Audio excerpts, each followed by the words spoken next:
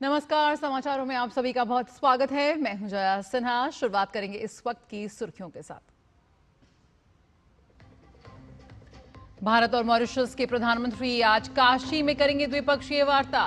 व्यापारिक, सांस्कृतिक और विरासत सहित विभिन्न मुद्दों पर होगी चर्चा।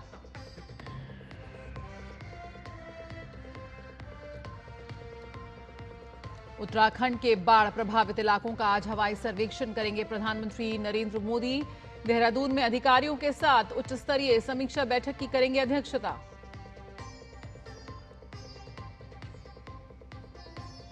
नेपाल में फंसे भारतीयों को निकालने में जुटी सरकार। एयर इंडिया और इंडिगो ने शुरू किया विशेष उड़ानों का संचालन। हिंसक प्रदर्शन में अब तक 30 लोगों की मौत। अमेरिकी राष्ट्रपति डोनाल्ड ट्रंप के समर्थक चार्ली कर्क की यूटा यूनिवर्सिटी में गोली मारकर हत्या। हमलावर अब भी पकड़ से बाहर।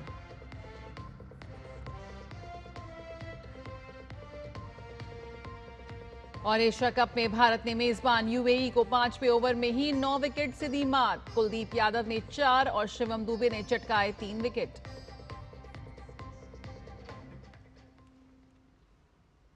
प्रधानमंत्री मोदी आज उत्तर प्रदेश और उत्तराखंड का दौरा करेंगे। पीएम मोदी पहले यूपी के वाराणसी में मॉरिशस के प्रधानमंत्री डॉक्टर नवीन चंद्र रामगुलाम की मेजबानी करेंगे। वाराणसी शिखर सम्मेलन में दोनों देशों के नेताओं के बीच द्विपक्षीय बैठक होगी। इसके बाद प्रधानमंत्री उत्तराखंड जाएंगे, जहां वो बाढ़ प्रभावित इलाकों का हवाई सर्वेक्षण करेंगे और अधिकारियों के साथ एक उच्च स्तरीय समीक्षा बैठक की अध्यक्षता भी करेंगे।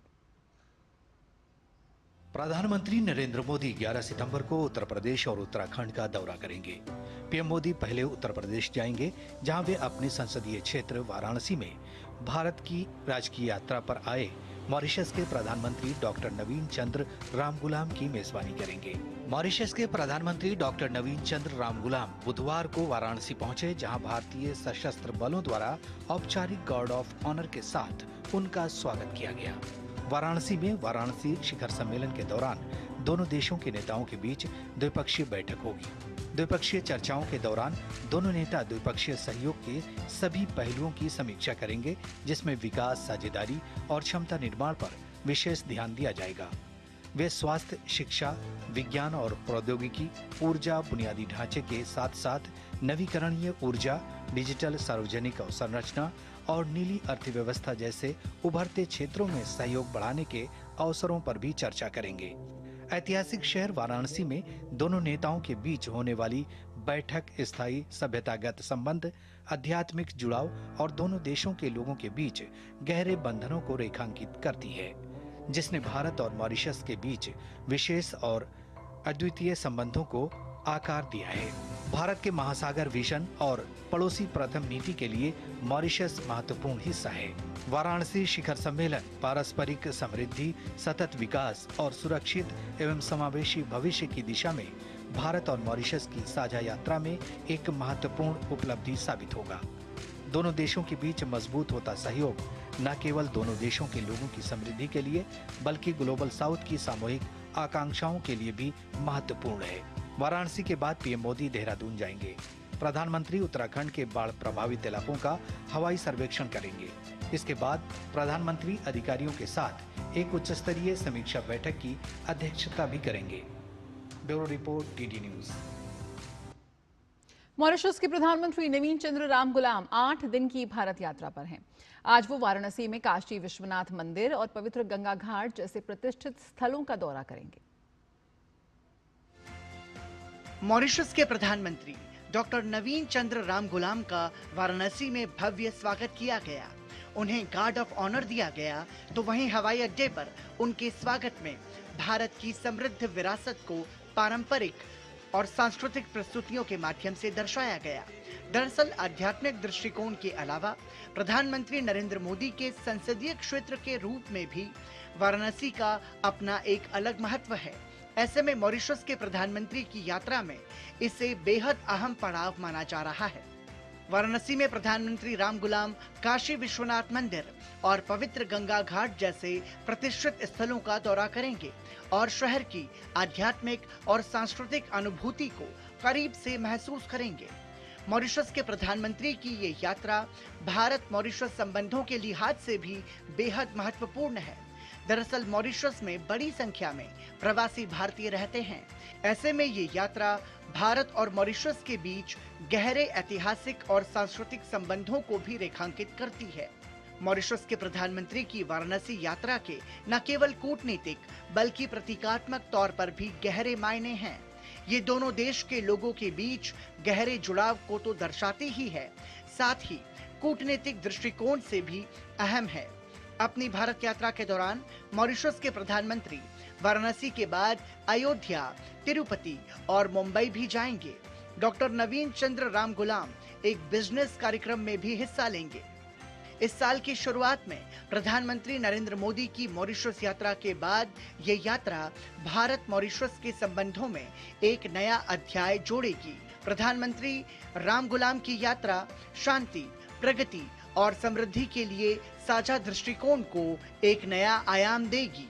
वाराणसी से अक्षय डोंगरे की रिपोर्ट, डीडी न्यूज। और उत्तराखंड में उत्तरकाशी जिले के धराली में 5 अगस्त को आई भीषण आपदा के कारणों का वैज्ञानिकों ने पता लगा लिया है। वैज्ञानिकों के मुताबिक इस भीषण आपदा के पीछे जलवायु परिवर्तन है। नैनीताल स्थित आर्यभट्ट परीक्षण विज्ञान अनुसंधान संस्थान एरीज के निदेशक डॉक्टर मनीष कुमार नाजा ने बताया कि वायुमंडल में कार्बन डाइऑक्साइड और मीथेन गैस का सामान्य से अधिक स्तर वायुमंडलीय असंतुलन पैदा कर रहा है, जिसके कारण भारी बारिश और भूस्खलन जैसी घटनाएं लगातार बढ़ रही हैं।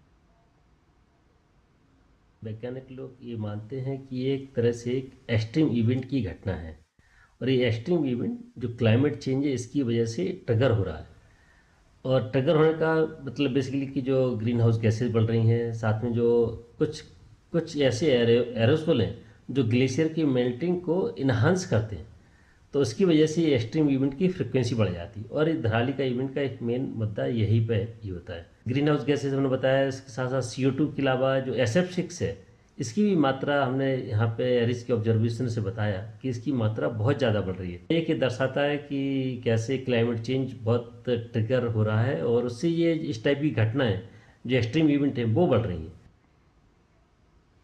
वहीं MBPG कॉलेज हल्द्वानी के भूगोल विभाग के विभागाध्यक्ष डॉक्टर BR पंत ने बताया कि उत्तराखंड में हिमालय के पहाड़ की प्लेटें लगातार खिसक रही हैं, जो कि भूस्खलन और भूकंप जैसी प्राकृतिक आपदाओं का मुख्य कारण है। उत्तराखंड पूरा जो है कि हिमालय के 5 हिस्सों में बटा हुआ है।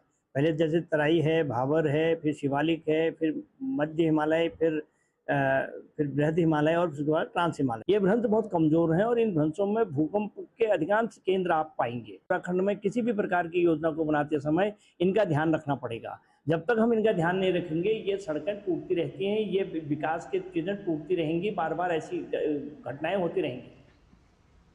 और नेपाल में हिंसक प्रदर्शनों के कारण फंसे यात्रियों की मदद के लिए एयर इंडिया और इंडिगो आज भी विशेष उड़ानों का संचालन कर रही है। एयर इंडिया की दिल्ली से काठमांडू और वापसी के लिए विशेष उड़ानों का संचालन जारी है। इसी के साथ नियमित उड़ान भी बहाल कर दी गई है। एयर इंडिया ने इस त्वरित व्यवस्था के लिए सरकार और अन्य एजेंसियों का आभार व्यक्त किया। साथ ही यात्रियों से आग्रह किया कि एयरपोर्ट पहुंचने से पहले वो फ्लाइट का स्टेटस जरूर चेक कर लें। इसके अलावा किसी अन्य जानकारी के लिए 011-693-29333 और 011-693-29999 नंबर पर कॉल करें। इसके साथ ही इंडिगो की स्थगित उड़ानी सेवाएं भी आज फिर से शुरू हो रही हैं। इंडिगो आज से काठमांडू के लिए और वहां से वापसी की निर्धारित उड़ान फिर शुरू कर रही है। इसके अलावा इंडिगो 2 विशेष उड़ान सेवा भी संचालित करेगा।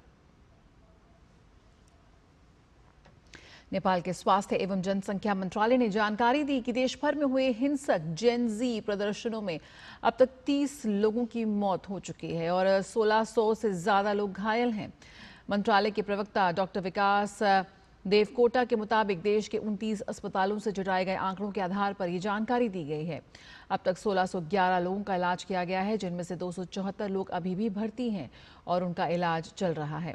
इसके अलावा 56 लोगों को गंभीर स्थिति के कारण दूसरे अस्पतालों ने रेफर किया है, जबकि 719 लोग इलाज के बाद घर लौट चुके हैं। सबसे ज्यादा 436 मरीजों का इलाज सिविल सर्विस अस्पताल में हुआ, जबकि 161 लोग ट्रॉमा सेंटर और 109 लोग एवरेस्ट अस्पताल में भर्ती हुए।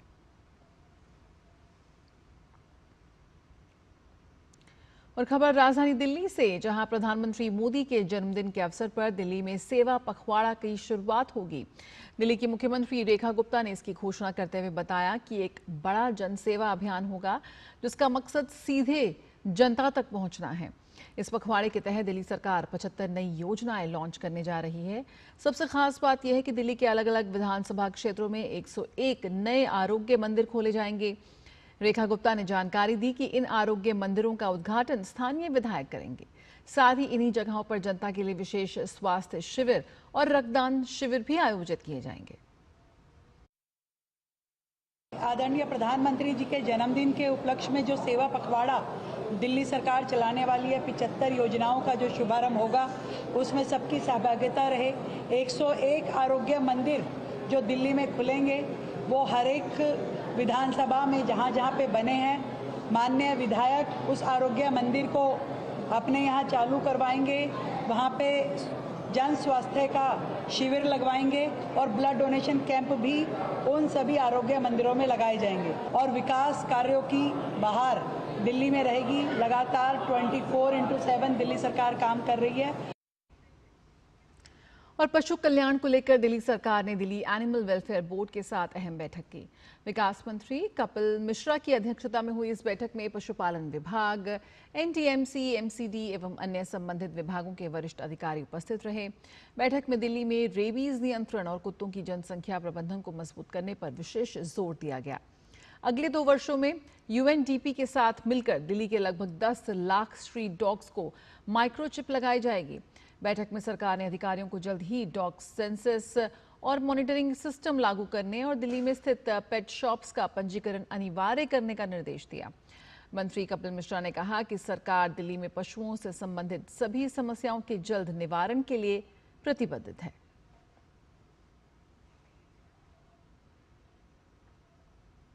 वक्त है एक छोटे से ब्रेक का। जल्द हाजिर होते हैं। आप देखते रहिए डीडी न्यूज। दादी के हाथों का जादू और खुशबू से महकता घर। MDH गरम मसाला, असली मसालों से भरा हूँ मैं, क्योंकि हर रिश्ता है स्वाद से जुड़ा।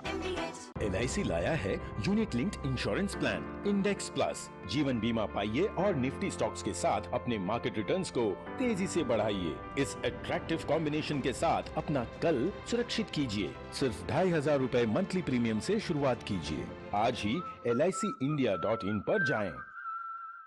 इस फेस्टिव सीजन किचन की रंगत और बढ़ेगी, क्योंकि रसोई की कई चीजों पर जो प्री GST दौर में टैक्स 21% तक था, अब घटकर हो गया है केवल 5%। कम टैक्स, ज्यादा बचत का उपहार, खुशियों वाले त्योहार। Next gen GST। जिन्होंने यूज किया है वो जानते हैं असली हींग का स्वाद। MDH सुपर हींग, शुद्धता का असली तड़का। MDH। ब्रेक के बाद स्वागत है। उत्तर प्रदेश के मेरठ शहर को जल्द ही मेरठ मेट्रो की सेवा मिलने जा रही है। इसे नमो भारत ट्रेन के साथ संचालित किया जाएगा। इसका पहला चरण 13 स्टेशनों के साथ मोदीपुरम से मेरठ साउथ तक करीब 23 किलोमीटर से ज्यादा को कवर करेगा। मेरठ साउथ से शताब्दी नगर स्टेशन तक फरवरी में लगातार ट्रायल रन चल रहा है। कैसी है मेरठ मेट्रो, इसका जायजा लेते हुए NCRTC के प्रबंध निदेशक शलभ गोयल से खास बात की हमारे संवाददाता गिरीश निशाना ने। मेरठ मेट्रो दिल्ली मेरठ RRTS परियोजना का हिस्सा है। ये मेट्रो ट्रेन भविष्य में दिल्ली और गाजियाबाद से जोड़ेगी। आप यहाँ देख सकते हैं ये मेरठ मेट्रो है और ये मेरठ मेट्रो के साथ में खड़ी हुई ट्रेन जो है वो देश की पहली नमो भारत ट्रेन है। और भविष्य में जो भी यात्री मेरठ साउथ तक यहाँ पहुँचेंगे उसके बाद सीधा मेरठ मेट्रो में भी यात्रा कर सकेंगे। क्या खासियत है इस मेरठ मेट्रो की, आइए जायजा लेते हैं। मेरठ साउथ से जो मेट्रो स्टेशन है उसमें Pratappur, Rithani, Brahmpuri, Meerut central, Bhainsali, MES colony, Daurli, Meerut north, Modipuram depot तक ये करीब 13 स्टेशन बनाए गए हैं। 3 कोच वाली ये मेट्रो रहेगी और इसमें अंदर क्या खासियत है आइए इसका भी जायजा लेते हैं। यहाँ आप देख सकते हैं जो सीटें हैं दिल्ली मेट्रो की ही तरह हैं, लेकिन उसमें ख़ास बात यह है कि बहुत ही आरामदायक यहाँ पर सीट बनाई गई हैं। जगह जगह पे 2x2 की सीटें भी देखने को मिल रही हैं। आप यहाँ सामान भी रख सकते हैं, उसके लिए ख़ास तौर पर स्पेस ऊपर दिया गया है। और रास्ते में अगर आपका मोबाइल डिस्चार्ज हो रहा है या लैपटॉप डिस्चार्ज हो रहा है तो वो भी आप चार्ज कर सकते हैं। इलेक्ट्रिक पॉइंट यहाँ पर जगह जगह दिए गए हैं। यहाँ के दरवाज़ों में ख़ास तौर पर बटन लगाए गए हैं क्योंकि यहाँ लिखा भी गया है कि दरवाज़ा खोलने के लिए हरी बत्ती जलने पर बटन दबाएं। यदि इमरजेंसी ट्रेन के अंदर होती है तो आप ये बटन दबा सकते हैं और आप सीधा चालक से बात कर सकते हैं, ट्रेन ऑपरेटर से। दिव्यांगों के लिए भी खास तौर पर यहाँ स्पेशल सीट बनाई गई हैं। यहाँ स्ट्रेचर भी लगाया जा सकता है। यदि किसी मरीज को लेके जाना है तो उसके लिए भी खास व्यवस्था की गई है। मेरठ मेट्रो पे ज़्यादा बात करने के लिए हमारे साथ मौजूद हैं NCRTC के मैनेजिंग डायरेक्टर शलभ गोयल साहब। सर, कितनी तैयार है मेरठ मेट्रो? अभी हमारे फिनिशिंग वर्क्स चल रहे हैं इसमें, और फिनिशिंग वर्क्स हम लोग उम्मीद कर रहे हैं कि जल्दी ही उनको ख़त्म कर सकें और उसके बाद पब्लिक के लिए हम लोग ट्रेन्स को उसके बाद ऑफ़र कर पाएंगे। जो डिज़ाइन स्पीड है 135 kmph है मेरठ मेट्रो की, और ऑपरेटिंग स्पीड 120 kmph है, और इसकी एवरेज स्पीड करीब 43 kmph आ जाती है इसमें साथ साथ हम लोगों ने मेरठ मेट्रो को हम लोगों ने नमो भारत कॉरिडोर पे सबस्यूम किया है, जिसमें से कि इसके मेरठ मेट्रो के 13 स्टेशंस हैं। 13 स्टेशंस पे नमो भारत की ट्रेन 13 में से 4 स्टेशंस पे नमो भारत की ट्रेन्स भी रुकेंगी, जिसके कारण से पब्लिक के लिए ट्रांसशिपमेंट करना मेट्रो से नमो भारत ट्रेन्स में बहुत आसान हो जाता है, और पब्लिक के लिए मुझे लगता है काफ़ी सुविधाजनक होने वाला है। ये देखने में कुछ तो ये दिल्ली मेट्रो की ही तरह है, लेकिन इसकी जो कुर्सियां हैं बहुत आरामदायक हैं। बहुत सी सुविधाओं से ये लैस होगी मेरठ मेट्रो। कैमरामैन राधे कृष्ण तिवारी के साथ गिरीश निशाना, DD न्यूज मेरठ। और अंतर्राष्ट्रीय घटना एक ऐसी जो घटी 24 साल बाद, उसका जिक्र करते हैं। आज से ठीक 24 साल पहले 11 सितंबर 2001 को पूरी दुनिया ने वो मंजर देखा जिसने इतिहास बदल दिया। न्यूयॉर्क के वर्ल्ड ट्रेड सेंटर पर अलकायदा के आतंकियों ने हमला किया। ठीक 24 साल पहले न्यूयॉर्क में वर्ल्ड ट्रेड सेंटर, पेंटागन और पेंसिल्वेनिया में अपहृत विमानों के जरिए सिलसिलेवार हमले किए गए थे, जिनमें लगभग 3000 लोग मारे गए थे। यह आतंकी वारदात सिर्फ अमेरिका ही नहीं बल्कि पूरी दुनिया की सुरक्षा व्यवस्था को हमेशा के लिए इसने बदल दिया।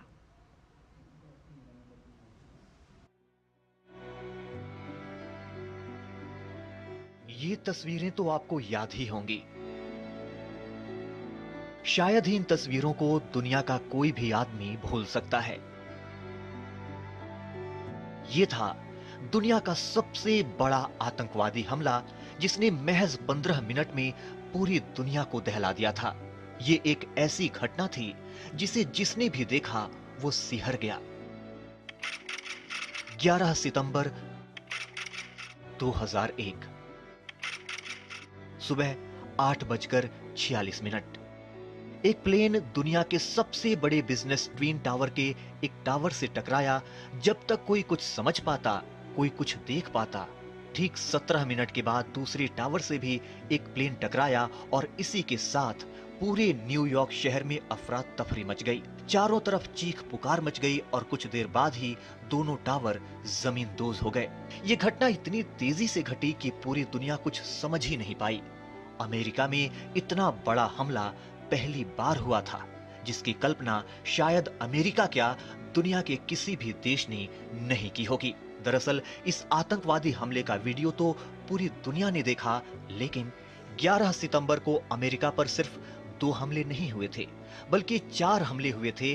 पहले 2 हमले तो ट्विन टावर पर हुए थे, उसके बाद तीसरा हमला वर्जीनिया के अर्लिंगटन काउंटी में पेंटागन पर हुआ, जो अमेरिकी रक्षा विभाग का मुख्यालय है, और चौथा हमला होते होते रह गया। दरअसल चौथे प्लेन हमले से पहले ही अमेरिका के पेंसिल्वेनिया क्षेत्र में दुर्घटनाग्रस्त हो गया। इस हमले के बाद पूरा न्यूयॉर्क शहर धुएं और धूल मिट्टी के गुबार से भर गया। कुछ लोग अपनी जान बचाने के लिए ट्विन टावरों की खिड़कियों से कूदने लगे तो कुछ लोग बचने के लिए सीढ़ियों से भागने लगे। इस आतंकी हमले में कुल 2,996 लोगों की मौत हो गई, जिसमें 4 विमानों में 265 और ट्विन टावर के पास 2,606 लोगों की मौत हुई थी। वहीं पेंटागन में कुल 125 लोगों की मौत हुई। इस आतंकी हमले में करीब 90 देशों के लोगों की मौत हुई थी। दुनिया ने पहली बार महसूस किया कि आतंकवाद की मार कितनी गहरी और विनाशकारी हो सकती है। इस हमले के पीछे अलकायदा का सरगना ओसामा बिन लादेन था। इतिहास के सबसे भयंकर आतंकी हमले के बाद दुनिया भर में आतंकवाद के खिलाफ जीरो टॉलरेंस के महत्व को शिद्दत से महसूस किया गया। अलकायदा के गढ़ में तब्दील हो चुके अफगानिस्तान के इलाकों पर अमेरिका ने हमले शुरू किए। तकरीबन 1 दशक तक चले तलाशी अभियान के बाद अमेरिका ने आखिरकार 2 मई 2011 में ओसामा बिन लादेन को ढूंढ ही निकाला। पाकिस्तान के एबटाबाद में एक सफल अभियान में दुनिया के सबसे खतरनाक आतंकी संगठन अलकायदा के सरगना ओसामा बिन लादेन को मार गिराया गया। अमेरिका सहित विश्व के अधिकांश देशों ने 11 सितंबर के आतंकी हमले के बाद आतंकवाद के खिलाफ अपने रवैये को और सख्त कर लिया। 9/11 सिर्फ एक हमला नहीं था, ये पूरी दुनिया को आतंकवाद के खिलाफ एकजुट होने की पुकार थी। आज भी न्यूयॉर्क के ग्राउंड जीरो पर हजारों लोग शहीदों को श्रद्धांजलि देने पहुंचते हैं। Bureau report, DD news. ये वो तस्वीरें हैं जो शायद कभी नहीं भुला जा सकती। और एक और अहम खबर, भारतीय पैरालंपिक समिति ने बुधवार को भारत के राष्ट्रीय प्रसार भारती के साथ एक समझौता ज्ञापन पर हस्ताक्षर किए, जिसके तहत इस महीने के अंत में नई दिल्ली में आयोजित होने वाली वर्ल्ड पैरा एथलेटिक्स चैंपियनशिप का प्रसारण किया जाएगा। ये समझौता प्रसार भारती के सीईओ गौरव द्विवेदी और भारतीय पैरालंपिक समिति के उपाध्यक्ष सत्य प्रकाश सांगवान के बीच औपचारिक रूप से आदान प्रदान किया जाएगा। इस समझौते का उद्देश्य पैरा खेलों की दृश्यता को व्यापक स्तर पर बढ़ाना और देश भर में पैरा एथलेटिक प्रतिभा को प्रोत्साहित करना है। 2025 world para athletics championship Bharat में अब तक का सबसे बड़ा अंतर्राष्ट्रीय पैरा खेल आयोजन होगा। इस अवसर पर प्रसार भारती के सीईओ गौरव द्विवेदी ने कहा कि ये गर्व की बात है कि प्रसार भारती भारत में आयोजित होने वाले सबसे बड़े अंतर्राष्ट्रीय पैरा खेल आयोजन की मेजबानी कर रहा है। ये न केवल भारत की वैश्विक खेल मानचित्र पर स्थिति को मजबूत करेगा, बल्कि देश में पैरालंपिक खेलों को भी तेजी से आगे बढ़ाने में महत्वपूर्ण भूमिका निभाएगा। पिछले कुछ वर्षों में जैसे जैसे भारत सरकार की तवज्जो खेलों के प्रति बढ़ती गई है, तो जिन इवेंट्स को किसी प्रकार से एक मध्यम या मझोले स्तर से शुरू भी किया गया, वो अब अपने आप में राष्ट्रीय स्तर के इवेंट्स बन चुके हैं। जब खेलो इंडिया गेम्स शुरू हुए थे तो उस समय ये माना जाता था कि कितने एथलीट्स इसमें पार्ट लेंगे, और हम देख रहे हैं कि हर साल उसमें एथलीट्स की संख्या, खेलों की संख्या लगातार बढ़ती जा रही है। न केवल संख्या बढ़ती जा रही है, बल्कि आप ये देखिए कि खेलो इंडिया गेम्स के मल्टीपल वर्जन्स बन चुके हैं। विंटर गेम्स अलग हैं, नेशनल गेम्स अलग हैं, यूनिवर्सिटी गेम अलग हैं, बीच गेम्स अलग हैं।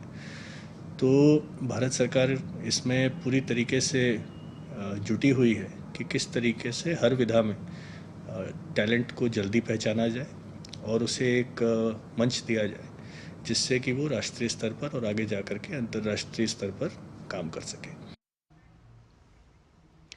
गौरव द्विवेदी ने भारत सरकार द्वारा खेलों की संरचना को मजबूत करने के प्रयासों की भी सराहना की। पेरिस में और टोक्यो में जब ये खेल पिछले 2 वर्षों में हुए हैं, तो उस समय भी प्रसार भारती की टीम पैरालंपिक कमेटी के साथ में मिलकर के काम कर रही थी। चूँकि वो खेल बाहर से हो रहे थे तो इसलिए उनकी फील्ड तो वहाँ से बनती थी, लेकिन फिर भी हमारे अपने एथलीट्स ने जो वहाँ पर उत्कृष्ट प्रदर्शन किए हैं, उनको ज़रूर हमने कैप्चर किया और भारत के जितने हमारे ऑडियंसेस हैं उन तक उसको लेकर के आए। अब ये हमारे लिए मौका है कि न केवल हम भारत के ऑडियंसेस को, बल्कि दुनिया भर के ऑडियंसेस को उन बच्चों के, उन एथलीट्स के परफॉर्मेंसेस को दिखाएंगे, जिससे कि न केवल भारत में बल्कि दुनिया भर में जो हमारे डिफरेंटली एबल्ड एथलीट्स हैं उनको और ज़्यादा हौसला मिलेगा आकर के ऐसे खेलों में भाग लेने का। भारतीय पैरालंपिक समिति के उपाध्यक्ष सत्य प्रकाश सांगवान ने राष्ट्रीय प्रसारक की सराहना की। उन्होंने कहा कि प्रसार भारती और डीडी स्पोर्ट्स पैरा खेल आयोजनों के प्रचार, प्रसार और प्रसारण में लगातार अग्रणी भूमिका निभाते आ रहे हैं।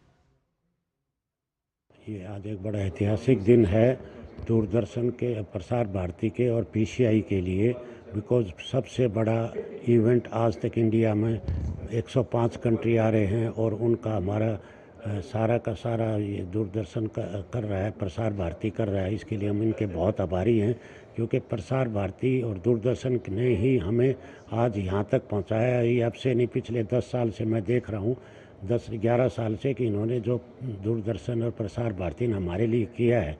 आज बच्चा पैरा ओलंपिक कमेटी के बारे में जानने लगा, पैरा खिलाड़ियों के बारे में जानने लगा, और वो पूरे देश के अंदर जो दिखा रहे हैं, ये हमारे लिए बहुत ही सौभाग्य की बात है। और हम बहुत ही आभारी हैं दूरदर्शन प्रसार भारती के कि आप हमें आज इतनी ऊंचाइयों पर लेके गए हैं। इसी के साथ ही समाचारों में फिलहाल इतना ही। मुझे दीजिए इजाजत। नमस्कार।